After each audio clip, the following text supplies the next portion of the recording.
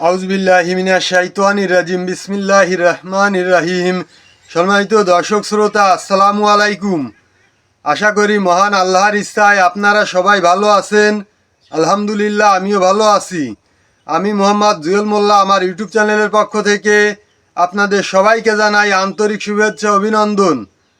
আজ আমি আপনাদের সামনে একটা অত্যন্ত মূল্যবান এবং গুরুত্বপূর্ণ আলোচনা নিয়ে উপস্থিত হয়েছি। আজকের আলোচনা নেওয়া হয়েছে রহমানিয়া লাইব্রেরির পবিত্র নিয়ামুল কুরআন নামক কিতাবের 29 নম্বর পৃষ্ঠা থেকে। আজকের আলোচনা আমরা সবাই জানি, মহান আল্লাহ তাআলার 99টি নাম রয়েছে। আল্লাহ তাআলা নিজেই ঘোষণা দিয়েছেন, উদউনি আস্তাজিব লাকুম ফাদউহু বিহা, অর্থাৎ আমার সুন্দর সুন্দর নাম রয়েছে, এইসব নাম ধরে তোমরা আমাকে ডাকো, আমি তোমাদের ডাকে সাড়া দেব। অর্থাৎ আল্লাহ তাআলা নিজেই যখন বলেছেন, তখন ইহার কার্যকারিতায় কোনো সন্দেহ নাই। আমরা যদি ইয়াকিনের সঙ্গে আমল করতে পারি, ইনশাল্লাহ অবশ্যই উপকৃত হব।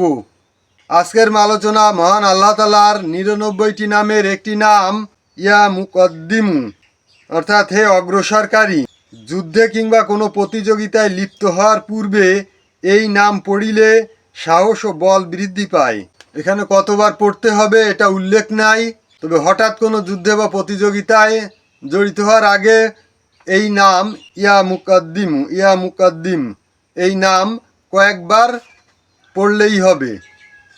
অথবা বাড়ি থেকে বেরোনোর আগে, কোনো প্রতিযোগিতায় অংশগ্রহণের আগে এই নাম কয়েকবার পড়লে, অথবা 100 বার পড়তে পারেন। এইভাবে পড়ে প্রতিযোগিতায় অংশগ্রহণ করতে হবে।